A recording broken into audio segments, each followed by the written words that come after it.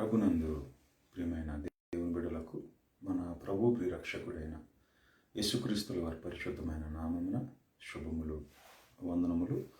కళ్ళు మూసుకున్నట్లయితే ప్రార్థన చేసుకొని కొంత దేవుని వాక్యాన్ని ధ్యానం చేద్దాం. మహాపరిశుద్ధుడు మా తండ్రి, ప్రేమగల దేవ, మీ పరిశుద్ధమైన నామమునకు స్తోత్రములు వందనములు. నాయన, గడిచిన దినాల్లో మీ అపారమైన కృపచేత ప్రేమించి కాచి కాపాడి ఈ దినమును మరి తండ్రి మీరు మాకు ఇచ్చినందుకే మీకు హృదయపూర్వకమైన వందనములు, కృతజ్ఞతలు. నాయన తండ్రి, సమయములో మీ బిడ్డలతో మీ మాటలు చెప్పనై ఉండగా సమయోచితమైన జ్ఞానమును ఆత్మ సహాయం అనుగ్రహించి మీ బిడ్డలకు మరి తండ్రి మీ మాటలు అర్థమయ్యే రీతిలో చెప్పగలుగుటకు కృపచూపమని, చెప్పబడుతున్నటువంటి ఆ మాటలకు మీ బిడ్డలు మరి తండ్రి ఆకర్షితులై ఆలోచన చేసిన వారే వింటున్నటువంటి ఆ మాటలో ఉన్నటువంటి సత్యాన్ని గ్రహించి ఆ సత్యానికి తగినట్లుగా వారి బ్రతుకు కాలములో మీకు విధేయులైనటువంటి బిడ్డలుగా బ్రతకడానికి మంచి నిర్ణయం తీసుకునేటటువంటి కృపను వారికి అనుగ్రహించి మనం ప్రాధేయపడచ్చు. ఈ ప్రార్థన మీ ప్రియకుమారుడు మా రక్షకుడైన యేసుక్రీస్తుల వారి పరిశుద్ధమైన నామం మీకు సమర్పిస్తున్నాను తండ్రి, ఆమేన్. ప్రియమైన దేవుని వారలారా, పరిశుద్ధ గ్రంథం నుండి ఈరోజు ఒక అంశాన్ని మనం ధ్యానం చేద్దాం. అంశం పేరు ఏంటయ్యానంటే, పాపపుణ్యాల ఫలితం జీవితకాలమా అనంతకాలమా? మనం ధ్యానించబోయేటటువంటి అంశం పేరేంటయ్యానంటే, పాపపుణ్యాల ఫలితం జీవితకాలమా లేక అనంతకాలమా? ప్రియమైనటువంటి దేవుని వారలారా,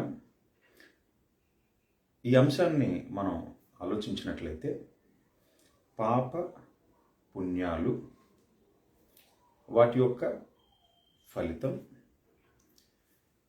అది జీవితకాలమా లేక అనంతకాలమా?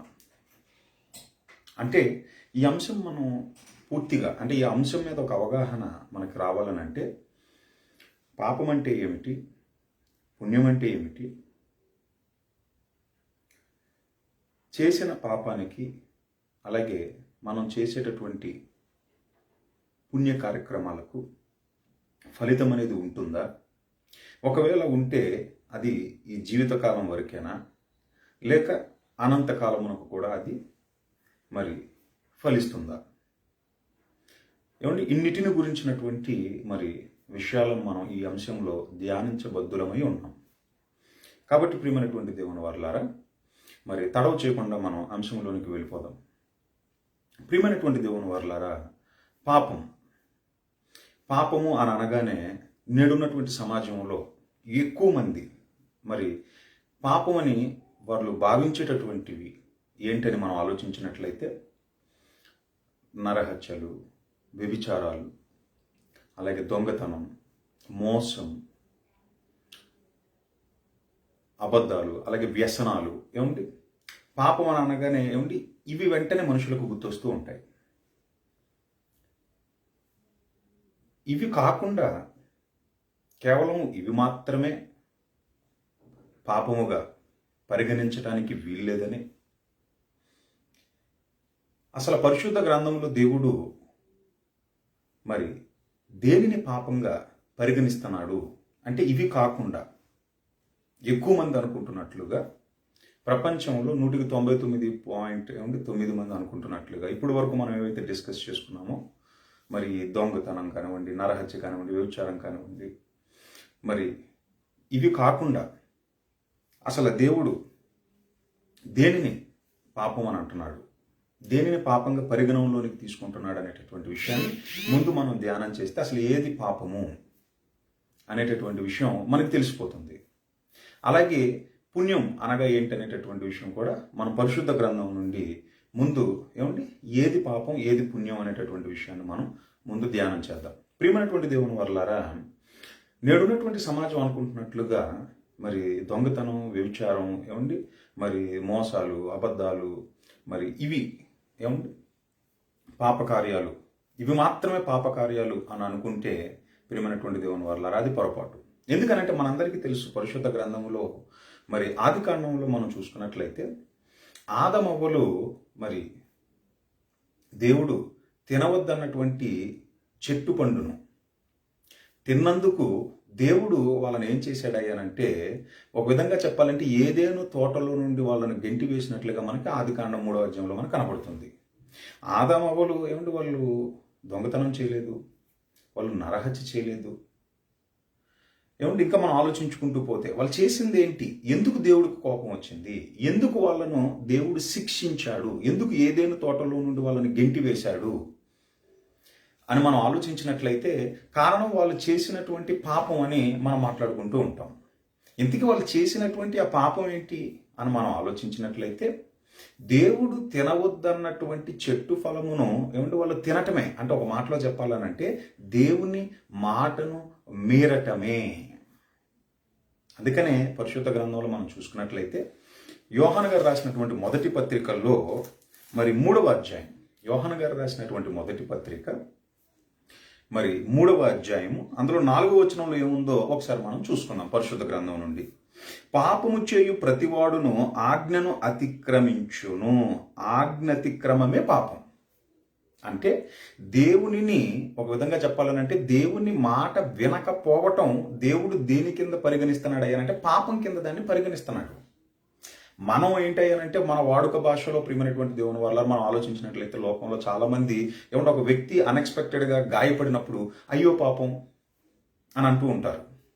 లేదా పలానా వ్యక్తి ఏమంటే తీవ్రమైనటువంటి బాధలలో కష్టాల్లో ఉన్నాడని అన్న ఆ వార్త ఎప్పుడైతే చెవిన పడుతుందో వెంటనే అయ్యో పాపం అన్ని కష్టాలు పడుతున్నాడా, అన్ని బాధలు పడుతున్నాడా, అన్ని ఇబ్బందులు పడుతున్నాడా అని అంటాం మనం.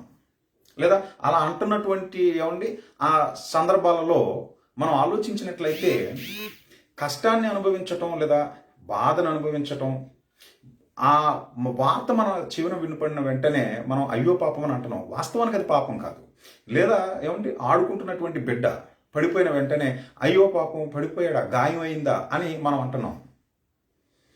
పడిపోయాడు, గాయమైంది, దానికి ఏమంటే పాపానికి ఏ విధమైనటువంటి ఏమంటే అసలు అక్కడ సంబంధమే లేదు.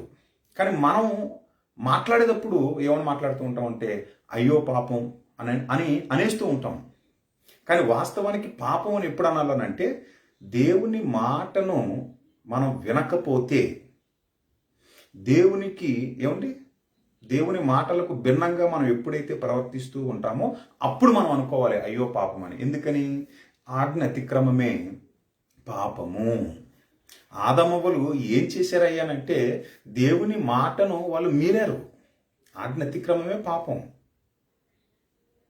ఇంకా మన పరిశుద్ధ గ్రంథంలోనికి వెళ్ళి మనం ఆలోచించినట్లయితే మరి పాపాన్ని గురించి అంటే వేటిని మరి పాపం అని అంటున్నాడు మనం ఆలోచించినట్లయితే, అంటే ఈ నరహత్యలు, వ్యభిచారాలు ఇవి కాకుండా వేటిని ఆయన మరి పాపం అని ప్రస్తావించడం జరిగిందని మనం ఆలోచించినట్లయితే రోమిలకు రాసినటువంటి పత్రిక 14వ అధ్యాయం 23వ వచనం ఒకసారి మీరు చూడండి. రోమిలకు రాసిన పత్రిక 14వ అధ్యాయం 23వ వచనం, విశ్వాస మూలము కానిది ఏదో అది పాపం. విశ్వాస మూలము కానిది ఏదో అది పాపం. అంటే దేవునిని నమ్మకపోవటం అది కూడా పాపమే.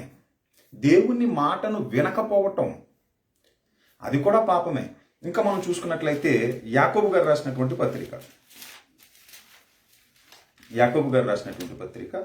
4వ అధ్యాయము 17వ వచనం ఒకసారి చూడండి. యాకోబు గారు రాసిన పత్రిక 4వ అధ్యాయం 17వ వచనం, కాబట్టి మేలైనది చేయనెరిగియు అలాగు చేయని వానికి పాపము కలుగును. మేలైనది చేయనెరిగియు అలాగు చేయని వానికి పాపము కలుగును. అంటే మేలైనది ఏంటో తెలిసి కూడా ఇది మంచి, ఇది నేను చెయ్యాలి అని ఏమండి పరిశుద్ధ గ్రంథాన్ని మనం పరిశీలిస్తున్నప్పుడు పదే మరి పరిశుద్ధాత్మ మనలను ప్రేరేపిస్తున్నప్పుడు మంచేదో చెడేదో మనకు తెలుపుతూ మరి దేవుని చిత్తాన్ని మనం గ్రహించి దేవుని చిత్తానికి తగినట్లుగా దేవునికి విధేయులమైనటువంటి బిడ్డలుగా మనం బ్రతకాలని తెలిసి కూడా వాక్యానికి భిన్నముగా మనం బ్రతకటం అనేది ఏదైతే ఉన్నదో, ఒక విధంగా చెప్పాలంటే మేలైనది చేయనెరిగి ఉండియు అలాగూ చెయ్యనటువంటి వానికి పాపము కలుగును. దేవుని మాట వినకపోవటం పాపం, దేవుని నమ్మకపోవటం పాపం. ఏమండి పరిశుద్ధ గ్రంథం నుంచి మనం ఆలోచిస్తున్నాం దేవుడు దేనిని పాపంగా పరిగణిస్తున్నాడని. అలాగే అట్ ది సేమ్ టైం ప్రియమైనటువంటి దేవుని వల్లారా, పుణ్యం అని అనగానే ఏమండి, పుణ్యం అని అనగానే మనకి వెంటనే గుర్తొచ్చేది ఏంటయ్యానంటే, మరి ఈ భూమి మీద మరి బౌద్ధికంగా మనం ఆలోచించినట్లయితే నిత్యావసరాలకు మరి నోచుకున్నటువంటి వారు, ఆకలితో బాధపడేటటువంటి వారు, ఏమంటే అంటే తినటానికి తిండి లేక, కట్టుకోవడానికి బట్ట లేక, ఉండటానికి ఒక గూడు లేక, మరి ఎన్నో మరి ఇబ్బందులు పడుతున్నటువంటి వారికి చాలామంది అన్నదానం అని, వస్త్రదానం అని, ఏమంటే విద్యాదానం అని, అంటే వాళ్ళు చదువుకోవటానికి మరి సహాయం చేసేటటువంటి వాళ్ళు ఉన్నారు.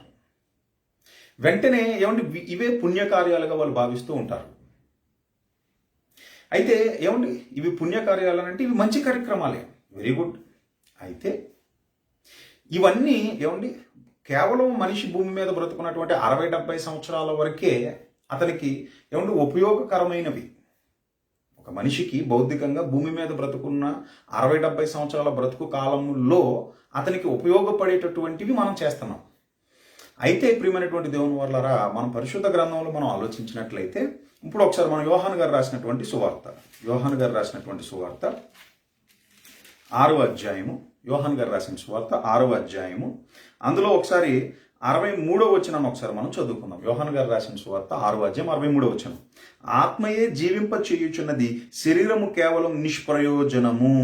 అంటే ఆత్మయే జీవింప చేయుచున్నది, శరీరము కేవలం నిష్ప్రయోజనం. అనగా ఆత్మ లేనటువంటి ఈ దేహం ఒక విధంగా చెప్పాలని అంటే ఇది శవం, ఇది ఎవరికి ఉపయోగపడదు.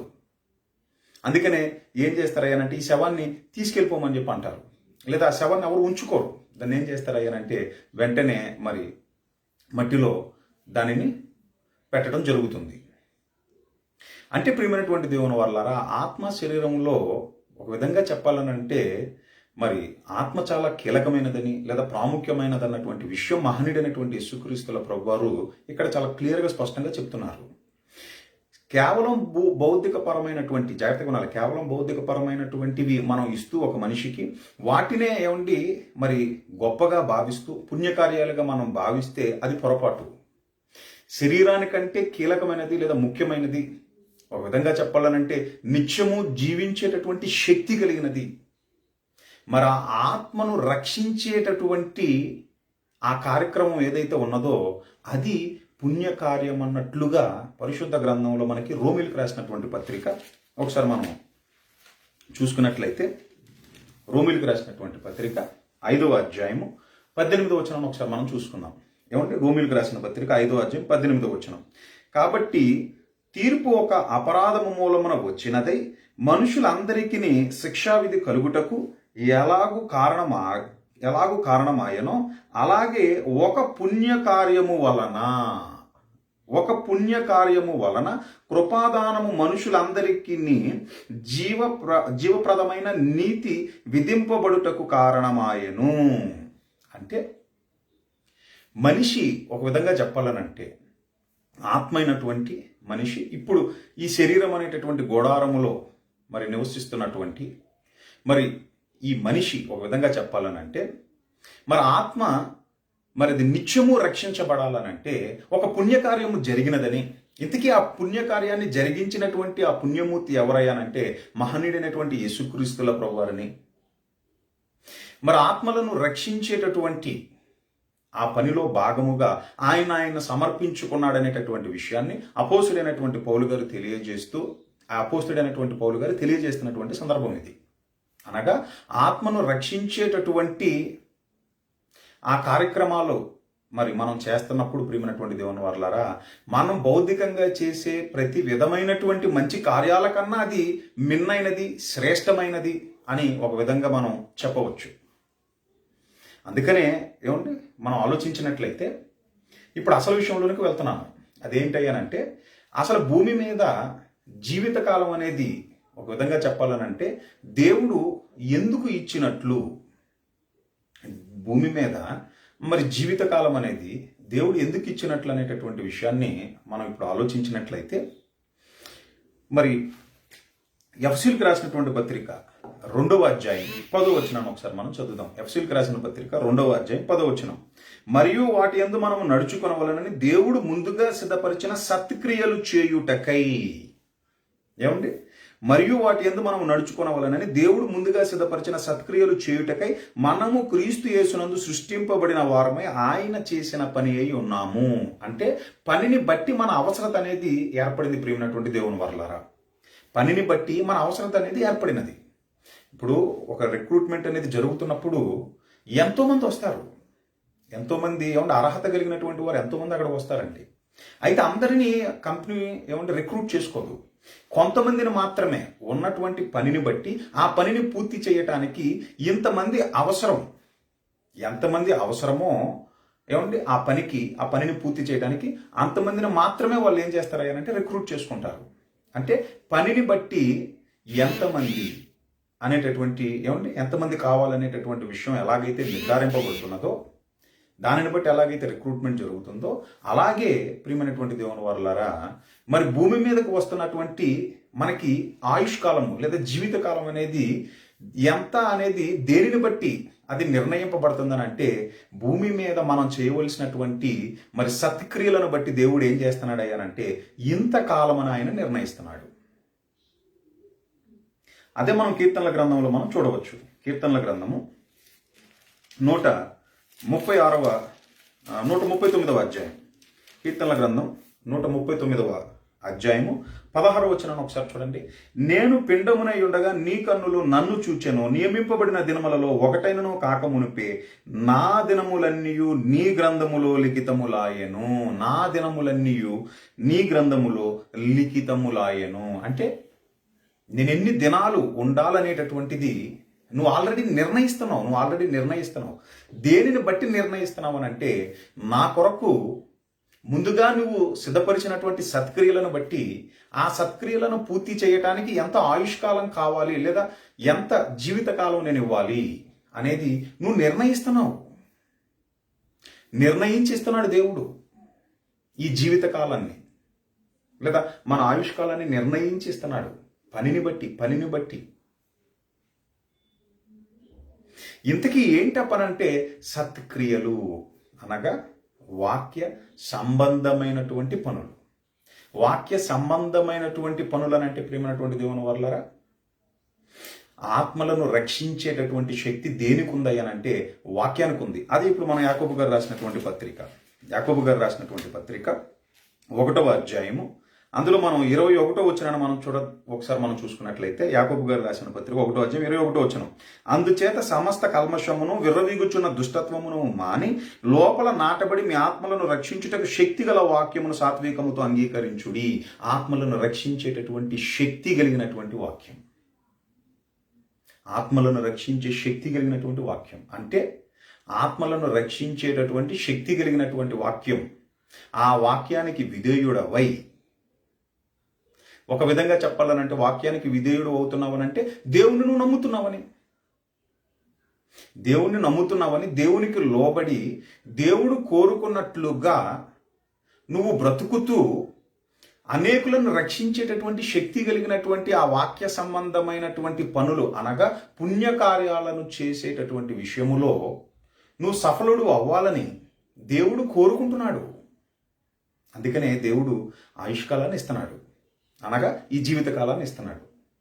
కానీ బాధాకరమైనటువంటి విషయం ఏంటయ్యానంటే దేవుణ్ణి నమ్మక, దేవుని మాటలను ఒక విధంగా చెప్పాలనంటే పక్కన పెడుతూ, అంటే ఆజ్ఞను అతిక్రమిస్తూ మనుషులు ఈరోజు ఏంటయ్యానంటే మరి వాళ్ళకు నచ్చినట్లుగా వాళ్ళ ముందుకు ఈ జీవితకాలంలో కొనసాగుతున్నారు. తద్వారా వాళ్ళు ఏం చేస్తున్నారయ్యానంటే మరి పాపం చేసిన వారు అవుతున్నారు. అయితే మరి పాపం చేస్తే దేవుడు విడిచిపెడతాడా? ఏమండి? విడిచిపెట్టడు ప్రియమైనటువంటి దేవుని వర్లారా, విడిచిపెట్టడు. చేసే ప్రతి పాపానికి, చేసే ప్రతి పుణ్యకార్యానికి ఫలితం ఉంటుంది. అదే కదండి మన అంశం పేరేమనుకున్నాం? పాప పుణ్యాల ఫలితం జీవితకాలమా అనంతకాలమా?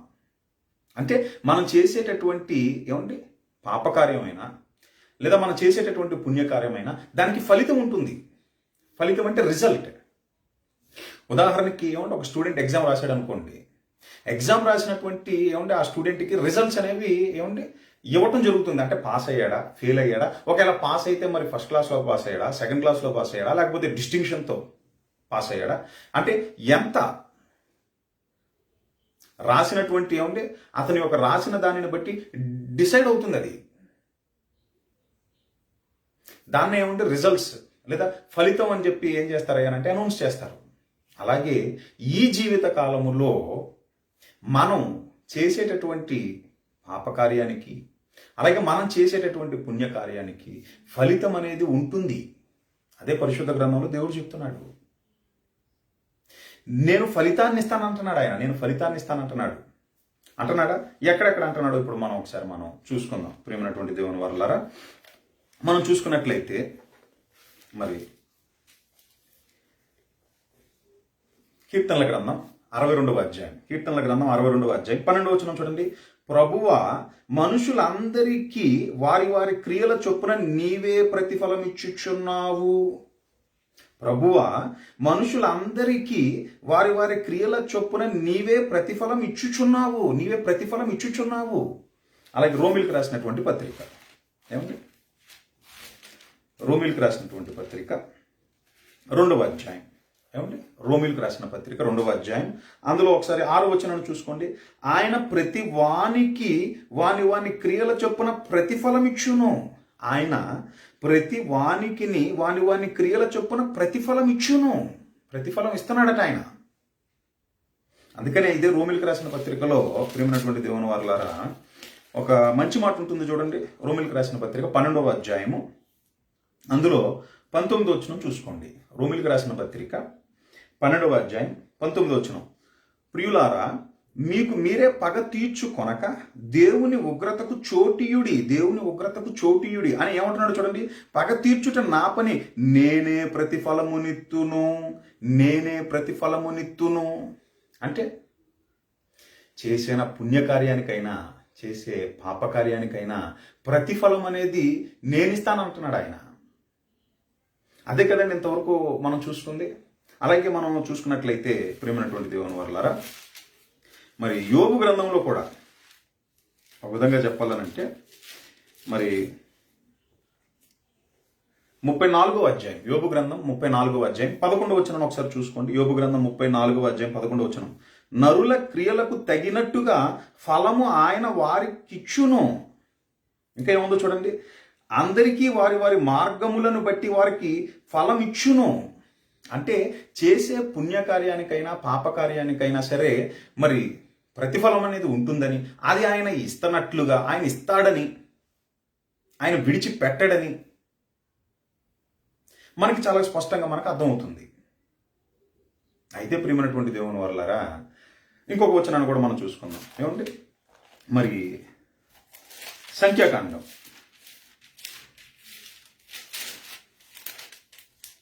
32వ అధ్యాయము 23వ వచనం. సంఖ్యాకాండము 32వ అధ్యాయము అందులో మనం చూసుకున్నట్లయితే 23వ వచనం. మీరు అట్లు చేయని ఎడల యెహోవా దృష్టికి పాపము చేసిన వారగుదురు గనుక మీ పాపము మిమ్మును పట్టుకొనును అని తెలుసుకొనుడనే. ఏమంటే అక్కడ పట్టుకున్న చోట పైన 1 నుండి కింద ఏమండి పుట్టినోట్లు ఏముందో చూసుకోండి ఒకసారి. లేక మీ పాప ఫలము మీకు లభించును. అంటే ప్రియమైనటువంటి దేవుని వరలారా చేసే పాపానికి చేసే పుణ్యానికి ఏమండి ఫలితం ఉందని, దేవుడు ఫలితాన్ని మరి ఇస్తాడని, ప్రతి వానికి వాని క్రియల చొప్పున ఆయన ప్రతిఫలం ఇచ్చునని ఏమంటే చాలా క్లియర్గా ఏమంటే ఇప్పటి వరకు మనం చూసుకున్నటువంటి వచనాలలో మనకు అర్థమవుతుంది. ఓకే, అయితే ఆ ఫలితం అది జీవితకాలమా లేక అనంతకాలమా? ఏమండి అది జీవితకాలమా లేక అనంతకాలమా? ఏమండి అది మనకి తెలిస్తే ఏమండి దాంతో ఏమండి మన అంశం మీద మనకి సరైనటువంటి అవగాహన మనకు వస్తుంది. Very good. ఏమండి పాపం అంటే ఏంటో మనం చూసుకున్నాం. ఏమండి కేవలం దొంగతనం, వ్యభిచారం, ఏమండి ఈ నరహత్యలు, వ్యసనాలు, ఏమండి ఇవి మాత్రమే కాదని, దేవుణ్ణి నమ్మకపోవటం కూడా పాపమని, ఏమండి దేవుని మాటను వినకపోవటం కూడా పాపమని మనం ఏమండి ఇవన్నీ పరిశుద్ధ గ్రంథంలో నుంచి మనం చూసుకున్నాం. అలాగే పుణ్యకార్యం అనగా కేవలం భౌతికపరమైనటువంటి అవసరాలు, ఒక వ్యక్తికి మనం తీర్చటం అదే పుణ్యకార్యంగా భావిస్తే అది పొరపాటని, మరి శరీరము కన్నా ఒక విధంగా చెప్పాలంటే ఆత్మ శ్రేష్టమైనదని, మరి ఆత్మను రక్షించేటటువంటి శక్తి కలిగినటువంటి వాక్యం, ఆ వాక్య సంబంధమైనటువంటి పనులు మరి చేయటం అంటే వాక్యానుసారంగా బ్రతుకుతూ వాక్య సంబంధమైనటువంటి పనులలో మనం ఉండటం మూలంగా, అనగా దైవ కార్యక్రమాలలో మనం ఉండటం మూలంగా కొంతమంది ఆత్మలను మనం రక్షించేటటువంటి ఆ పనిలో మనం ఉన్నప్పుడు మనం మరి పుణ్యకార్యాలను జరిగిస్తున్న వారం అవుతున్నామని, చేసే ఈ పాప పుణ్యకార్యాలకు తగిన ఫలితం దేవుడు మనకి ఇవ్వబోతున్నాడు, ఇస్తాడు అనేటటువంటి విషయాన్ని మనం ఇప్పటి వరకు ధ్యానం చేసాం. అయితే ఆ ప్రతిఫలం ఏదైతే ఉన్నదో అది జీవితకాలమా లేక అనంతకాలమా, ఇప్పుడు దాన్ని మనం ఆలోచించబద్దులమై ఉన్నాం.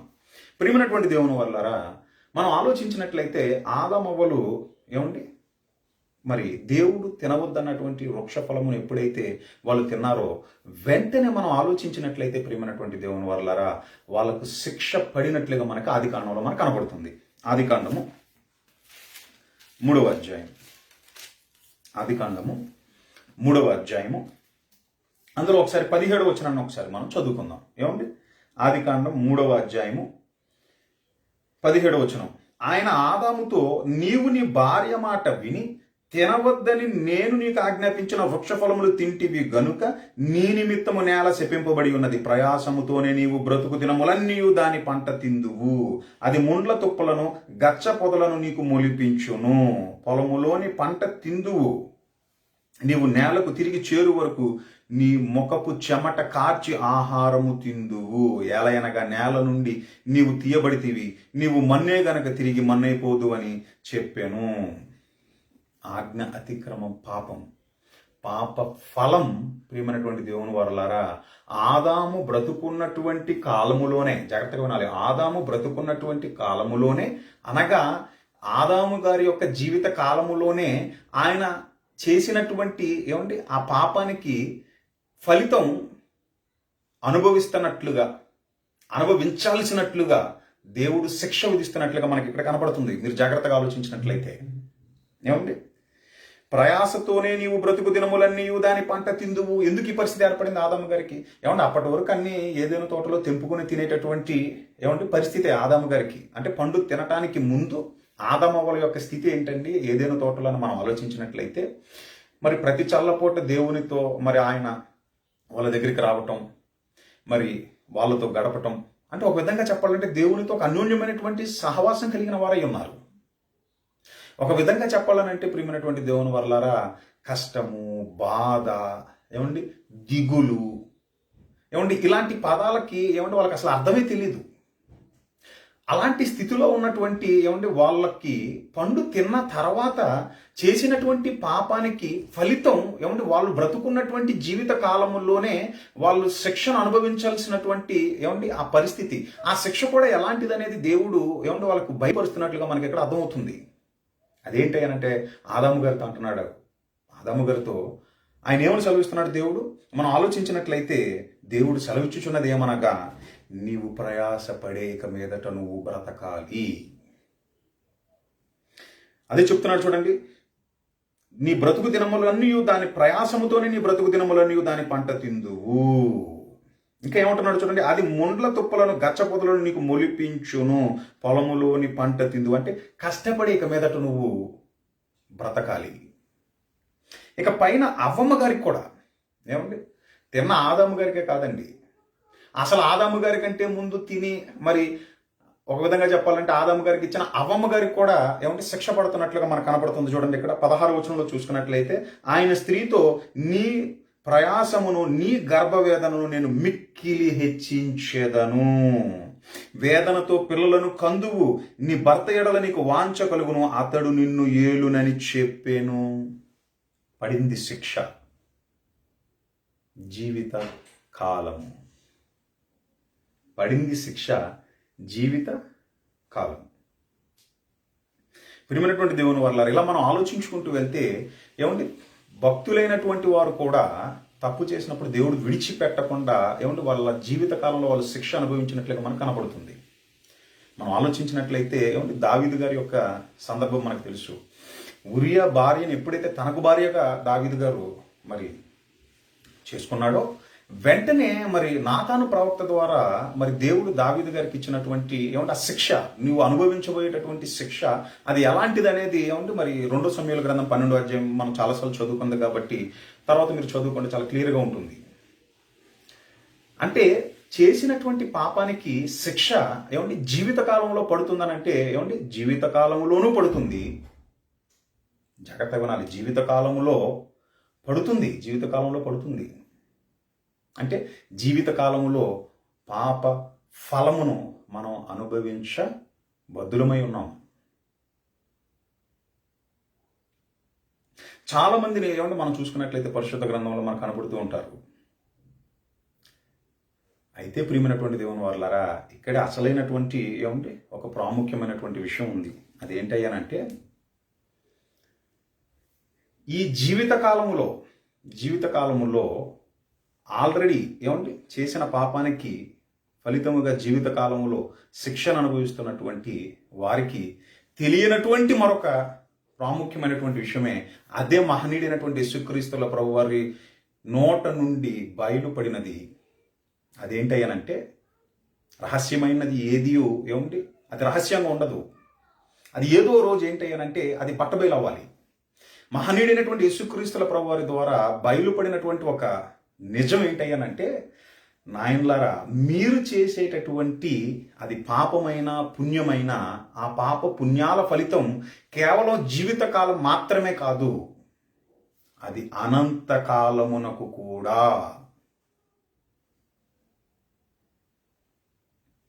అంటే జీవితకాలంలో చేసే పాపమైన జీవితకాలంలో చేసేటటువంటి పుణ్యమైన అది జీవితకాలంలోనూ ఫలిస్తుంది, అలాగే అనంతకాలంలోనూ ఫలిస్తుంది.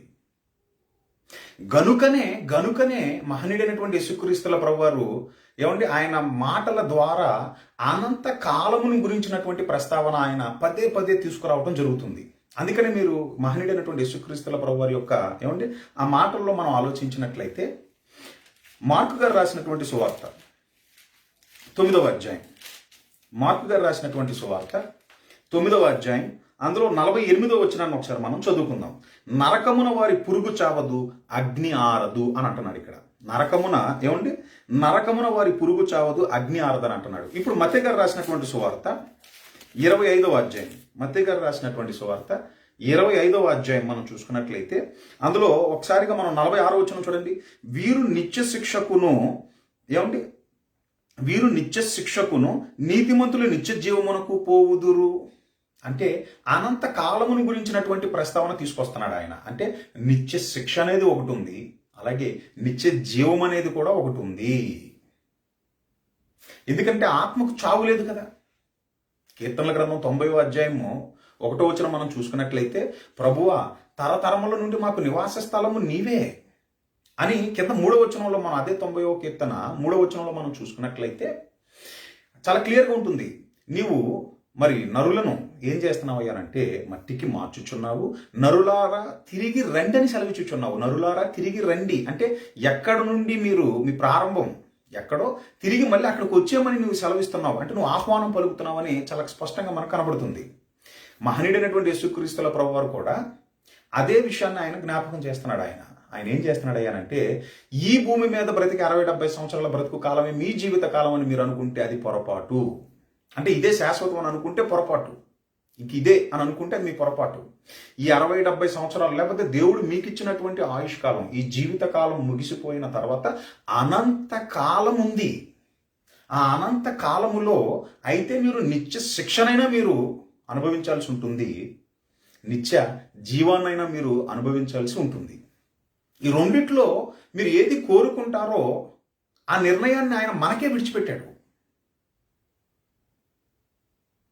అందుకని మనం చూసుకున్నట్లయితే ఏమంటే మత్తయి గారు రాసిన సువార్తలో ఒక విధంగా చెప్పాలంటే 23వ అధ్యాయము, మత్తయి గారు రాసిన సువార్త 23వ అధ్యాయం 33వ వచనంలో కూడా ఆయన ఏమంటున్నాడో చూడండి.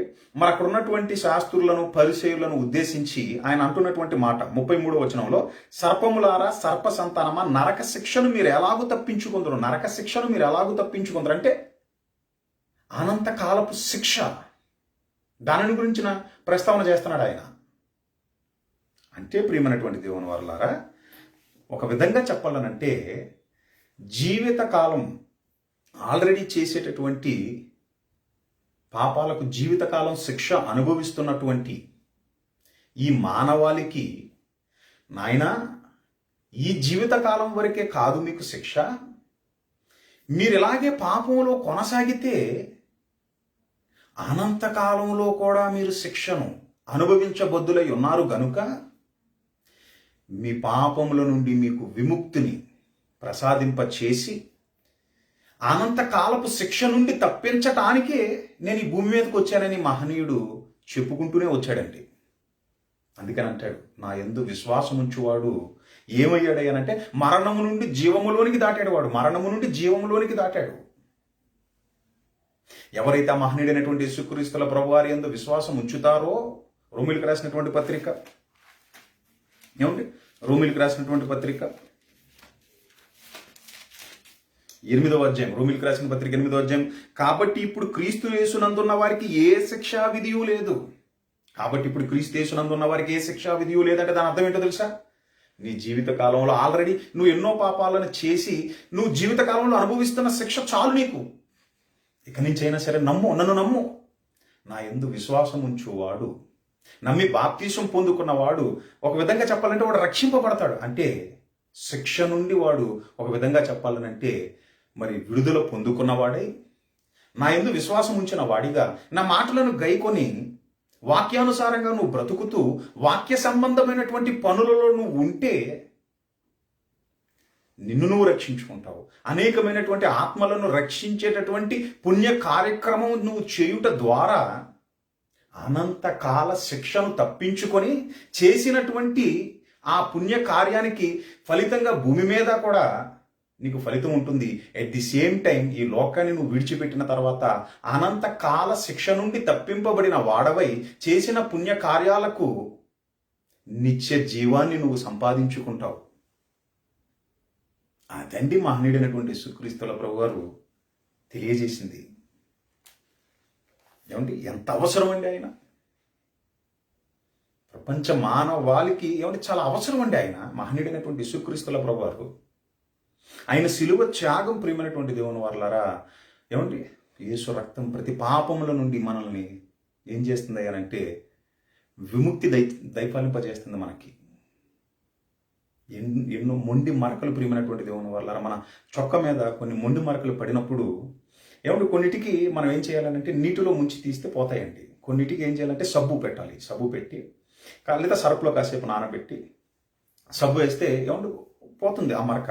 కొన్నిటికి ఏమండి నీటిలో నానబెట్టిన తర్వాత సర్ఫ్లో మళ్ళీ దాన్ని తీసి మళ్ళీ ఏమండి సబ్బు పెట్టి మళ్ళీ ఏంటంటే బ్రష్ కొడితే కానీ ఆ మరకపోదు.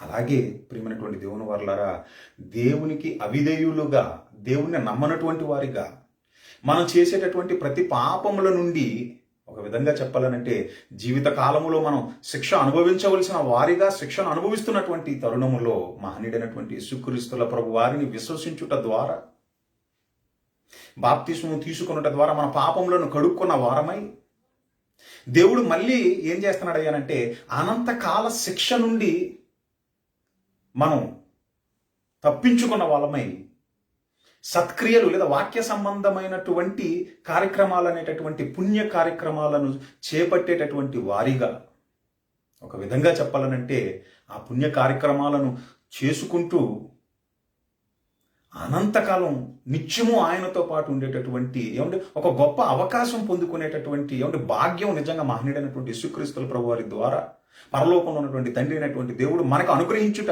నిజముగా ఏమండి ఇది గొప్ప భాగ్యము. ఇది మానవాళికి ఇది ఒక గొప్ప భాగ్యం. ఇది కాకపోతే బాధాకరమైనటువంటి విషయం, ఎంతో విచారకరమైనటువంటి విషయం ఏంటయ్యానంటే ఒక వాస్తవమైనటువంటి జీవితం ఉన్నదన్నటువంటి విషయం అనేకులు గ్రహించక ఈ బ్రతుకు కాలమే వాళ్ళు ఏమనుకుంటున్నారయ్యానంటే ఇదే శాశ్వతం అని అనుకుంటున్నారండి. ఆ చనిపోతే ఏముంది, ఎవడు చూడొచ్చాడు అని అనుకుంటున్నారు. అలా అనుకుంటూ వాళ్ళు ఏం చేస్తున్నారయ్యానంటే దేవుణ్ణి నమ్మక లేదా దేవుణ్ణి నమ్ముతున్నామని అనుకుంటూనే దేవుని వాక్యానికి విధేయులు కాక ఆజ్ఞను అతిక్రమించిన వారే ఏమంటే వారి పాపాలలో వాళ్ళు అలాగే కొనసాగుతున్నటువంటి వారు కూడా ఉన్నారండి. అయితే దేవుడు ఏమని చెప్తున్నాడు అంటే మీరు తప్పించుకోలేరు. మీరు చేసే ప్రతి పాపానికి ఇక్కడ జీవితకాలము మీరు అనుభవించాలి. అలాగే ఈ జీవితకాలమైన తర్వాత అనంతకాలములో కూడా మీరు అనుభవించబద్దులై ఉన్నారు. అందుకని మహనీయుడైనటువంటి యేసుక్రీస్తుల ప్రభువు లూకా గారు రాసిన సువార్త 16వ అధ్యాయంలో భూమి మీద ప్రతిదినము సుఖపడుతున్నటువంటి ఒక ధనవంతుని గురించి చెబుతూ, అలాగే ఆ ధనవంతుడు ఉన్నటువంటి ఆ కాలంలోనే భూమి మీద మరి పేదరికాన్ని అనుభవిస్తూ, ఒక విధంగా చెప్పాలంటే దరిద్రాన్ని అనుభవిస్తూ బాధపడుతున్నటువంటి లాజర్ గారిని గురించిన ప్రస్తావన కూడా తీసుకొచ్చి వాళ్ళ జీవితకాలం ముగిసిపోయిన తర్వాత వాళ్ళ పరిస్థితి ఏంటనేది చెబుతూ, అందులో మనం చూసుకున్నట్లయితే లూకా గారు రాసిన సువార్త 16వ అధ్యాయంలో మరి ప్రతిదినము భూమి మీద బహుగా సుఖపడుచున్నటువంటి ధనవంతుడు అనంతకాల శిక్షకు ఏమండి మరి అనంతకాల శిక్షకు ఏమైపోయాడు అంటే ఒక విధంగా చెప్పాలనంటే బలైపోయాడు. ఎప్పుడైతే అనంతకాల శిక్ష పడిందో ఆ శిక్షకు తట్టుకోలేక ఏమండి ఆ బాధకు తట్టుకోలేక మరి ఒక పిటిషన్ పెట్టుకుంటున్నాడు. అంటే నీతిమంతులు నెమ్మది పొందేటటువంటి స్థలంలో ఉన్నటువంటి మరి అబ్రహాము రూమున ఉన్నటువంటి లాజర్ని చూసి ఒక డ్రాప్ వాటర్ కావాలని రిక్వెస్ట్ పెట్టుకున్నప్పుడు భూమి మీద దేవుడిచ్చినటువంటి ఆయుష్కాలములో జీవితకాలంలో ఒక దేశాన్నే దేవుడు మరి ఇచ్చినా దేవుడు దేనికి శిల్పి నిర్మాణకుడై ఉన్నాడో పునాదులు గల ఆ పట్టణం మీద ఒక విధంగా చెప్పాలనంటే దేవుని మీద దేవుడు ఉండే పరలోకం మీద ఏమండి ఆశ పెట్టుకున్నవాడై భూమి మీద గుడారాలు వేసుకొని బ్రతికినటువంటి విశ్వాసులకు తండ్రి అయినటువంటి అబ్రహాము గారు ఏమని అంటున్నారు? ఇప్పుడు ఒకసారి మనం 25వ వచనంలో మనం చూసుకున్నట్లయితే, అందుకు అబ్రహాము లూకా గారు రాసిన సువార్త 16వ అధ్యాయం 25వ వచనం, అందుకు అబ్రహాము కుమారుడా నీవు నీ జీవిత కాలమందు నీకిష్టమైనట్టు సుఖమును అనుభవించితివి. ఏమంటే అక్కడ మీరు ఆలోచించినట్లయితే నీవు నీ జీవిత కాలమందు నీకిష్టమైనట్టుగా నీవు అనుభవించితివి. నీకు ఇష్టమైనట్టుగా నీవు అనుభవించేది అంటే నీకు ఇష్టమైనట్టుగా నువ్వు బ్రతికావు. నీకు ఇష్టమైనట్టుగా నువ్వు బ్రతికావు. అయితే దేవుడికి ఉన్నటువంటి ప్రత్యేకత ఏంటయ్యానంటే ఎవరిదాళ్ళకి ఇచ్చేయటం ఆయనకు అలవాటు. ఎవరిదాళ్ళకి ఇచ్చేయటం ఆయనకు అలవాటు. నువ్వు చేసే మంచికైనా నువ్వు చేసే చెడుకైనా సరే భూమి మీద నువ్వు బ్రతుకున్నటువంటి జీవితకాలంలోనూ నువ్వు అనుభవించక తప్పదు. అలాగే అనంతకాలంలోనూ నువ్వు అనుభవించక తప్పదు. అందుకని ఇప్పుడు అనంతకాలపు శిక్ష నీకు, అందుకని వేదన పడుచున్నావు అని ఎప్పుడైతే అబ్రహాము గారు చెప్పడం జరిగిందో అప్పుడు ఏమన్నా అనంతకాల శిక్ష పడినటువంటి లేదా నిత్య శిక్షకు పాత్రుడైనటువంటి ఆ ధనవంతుడు కోరుకున్నటువంటి కోరిక ఏంటంటే, అయితే భూమి మీద జీవిత కాలంలో లేదా బ్రతుకు కాలంలో పాప పుణ్యాల యొక్క ఫలితం ఉంటుందని, అది కేవలం జీవితకాలం మట్టుకే కాదని, అనంతకాలమునకు కూడా అనేటటువంటి విషయాన్ని మరి తెలియజేయటానికి దయచేసి లాజర్ను పంపమని కోరుకున్నప్పుడు అబ్రహాము గారు ఏమండి ఇచ్చినటువంటి రిప్లై ఏంటి? ప్రతి తలములోనూ దేవుడు తన వారిని పుట్టిస్తున్నాడు లేదా తన వారిని తీసుకొస్తున్నాడు భూమి మీదకి. ముందుగా సిద్ధపరిచిన సత్క్రియలను చేయుటకై అనేకమైనటువంటి ఆత్మలను రక్షించేటటువంటి పనిలో ఉండటానికి ఆయన వారిని ఆయన ఏం చేస్తున్నాడు అయ్యానంటే భూమి మీదకి తీసుకొస్తూనే ఉన్నాడు. వాళ్ళు దేవుని మాటలు వినిపిస్తూనే ఉన్నారు. అనేకమైనటువంటి విషయాలను ప్రస్తావిస్తూనే ఉన్నారు. పాప పుణ్యాల ఫలితము అది జీవితకాలము మట్టికే కాదని, అది అనంతకాలము వరకు అనేటటువంటి విషయాన్ని వాళ్ళు ప్రకటిస్తూనే ఉన్నారు.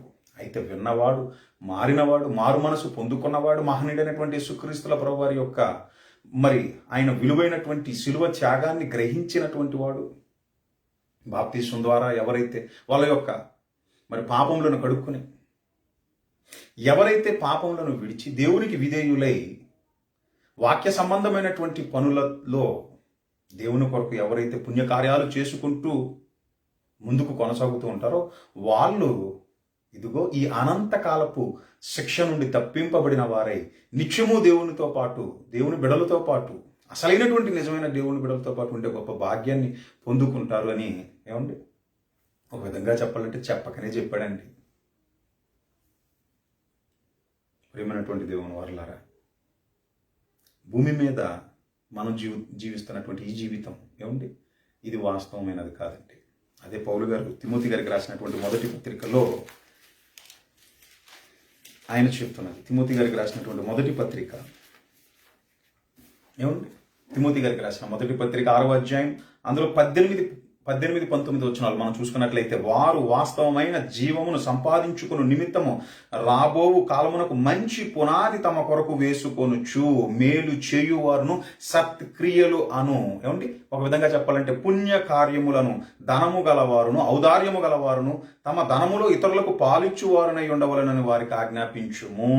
బౌద్ధికంగా మీరు చేయండి, కానీ బౌద్ధికంగా మీరు చేసేదానికన్నా మిన్నైనది, శ్రేష్టమైనది వాళ్ళ ఆత్మలను రక్షించేటటువంటి పని అనేటటువంటి విషయాన్ని మీరు మర్చిపోవద్దు.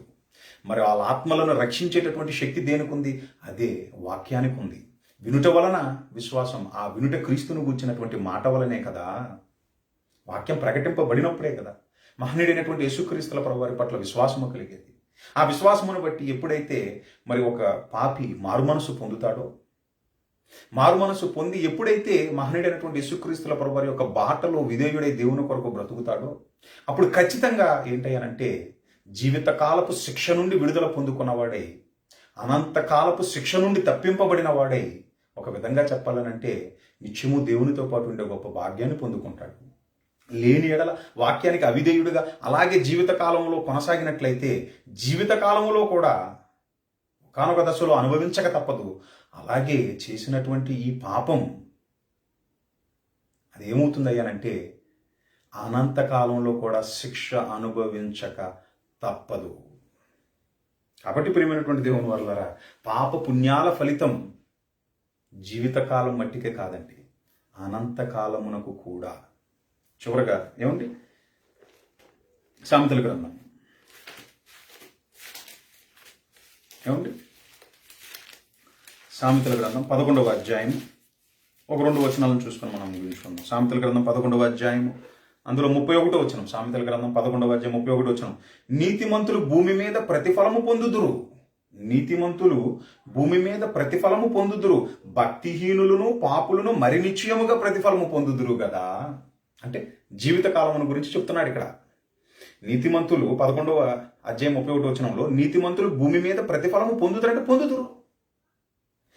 ఎట్ ది సేమ్ టైం ఏమంటున్నాడు చూడండి, భక్తిహీనులను పాపులను మరి నిశ్చయముగా ప్రతిఫలము పొందుదురు కదా. అంటే జీవితకాలములోనూ ఎట్ ది సేమ్ టైం ప్రియమైనటువంటి దేవుని వల్లరా, మనం చూసుకున్నట్లయితే ప్రకటన గ్రంథంలో ఏమంటున్నాడు దేవుడు, ఏమని రాయించాడు ఆయన ఒకసారి మనం చూసుకున్నట్లయితే ప్రకటన గ్రంథం 22వ అధ్యాయము, ప్రకటన గ్రంథము 22వ అధ్యాయము అందులో మనం చూసుకున్నట్లయితే ప్రియమైనటువంటి దేవుని వల్లరా 11వ వచనం, అన్యాయము చేయువాడును ఇంకనూ అన్యాయమే చెయ్యనిమ్ము, అపవిత్రుడైన వాడు ఇంకనూ అపవిత్రుడిగానే ఉండనిమ్ము, నీతిమంతుడిని ఇక నీతిమంతుడిగానే ఉండనిమ్ము, పరిశుద్ధుడు ఇక్కను పరిశుద్ధుడిగానే ఉండనిమ్ము.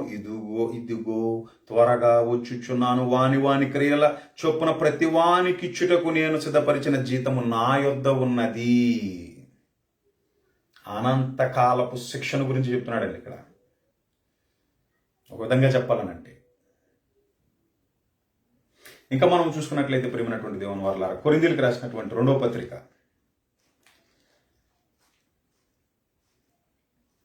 కొరింథీయులకు రాసినటువంటి 2వ పత్రిక 5వ అధ్యాయం 10వ వచనం. కొరింథీయులకు రాసిన 2వ పత్రిక 5వ అధ్యాయం 10వ వచనం. ఎందుకనగా తాను జరిగించిన క్రియల చొప్పున అవి మంచివైనను సరే చెడ్డవైనను సరే దేహముతో జరిగించిన వాటి ఫలము ప్రతి వాడును పొందునట్లు మనమందరము క్రీస్తు న్యాయపీఠం ఎదుట ప్రత్యక్షము కావలయును.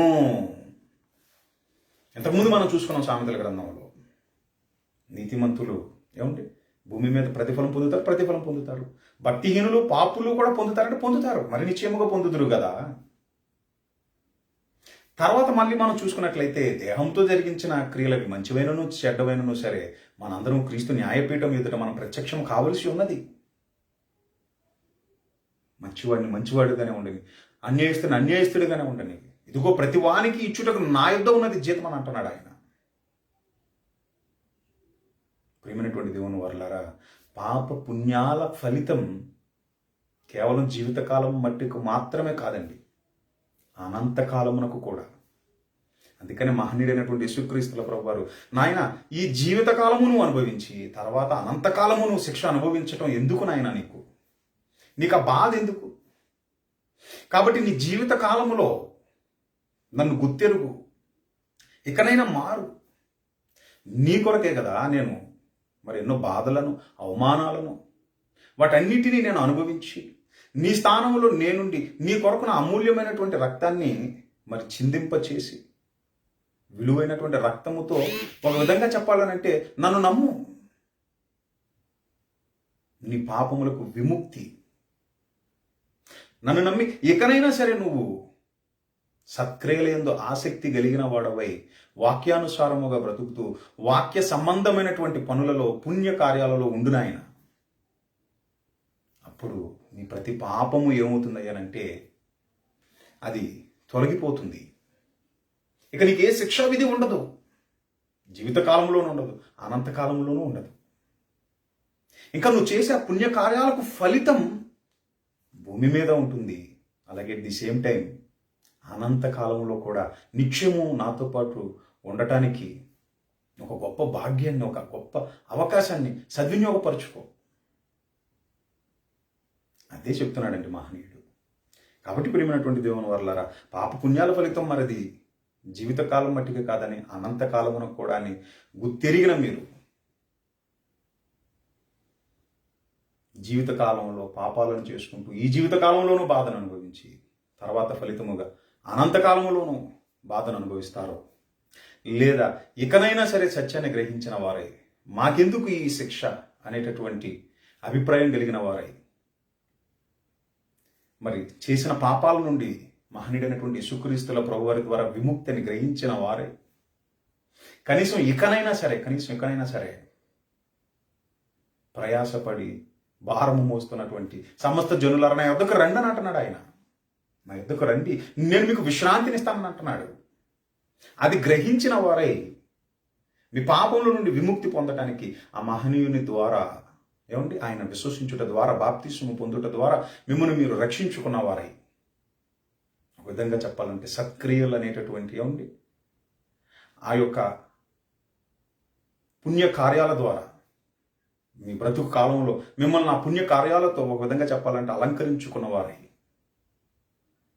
అనంతకాలం దేవునితో పాటు ఉండే గొప్ప భాగ్యాన్ని పొందుకుంటారో, లేదా మీ పాపంలో మీరు అలాగే కొనసాగుతూ జీవితకాలం అనంతకాలం శిక్షణ అనుభవిస్తారు. నిర్ణయాన్ని మీకే విడిచిపెడుతూ మరి నా ఈ మాటలు ముగిస్తున్నాను. కళ్ళు మూసుకున్నట్లయితే ప్రార్థన చేసుకుని ముగించుకుందాం. పరిశుద్ధుడైన మా తండ్రి, ప్రేమగల దేవ, మీ పరిశుద్ధమైన నామమునకు స్తోత్రములు, వందనములు నాయన. ప్రేమించి మీరు ఇచ్చిన మీ విలువైనటువంటి మాటలకి మీకే హృదయపూర్వకమైన వందనములు, కృతజ్ఞతలు తండ్రి. పాప పుణ్యాల ఫలితం అది జీవితకాలం మట్టికే కాదని అనంత కాలమునకు కూడా అనేటటువంటి విషయాన్ని మరి తండ్రి మీరు మాకు తెలియజేశారు.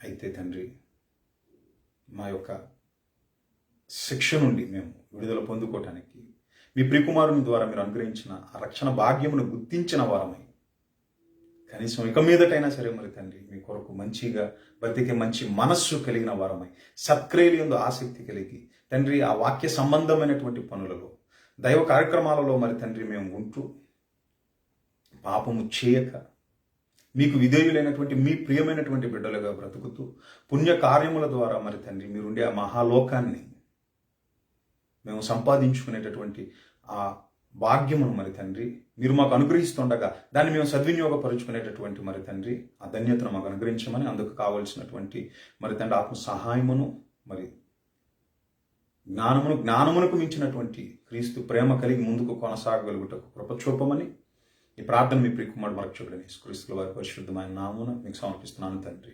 ఆమేన్. అందరికీ ప్రభు పేరట వందనాలు. Thank you very much. ప్రభు చిత్తమైతే మరొక అంశం మళ్ళీ మనం ధ్యానం చేద్దాం.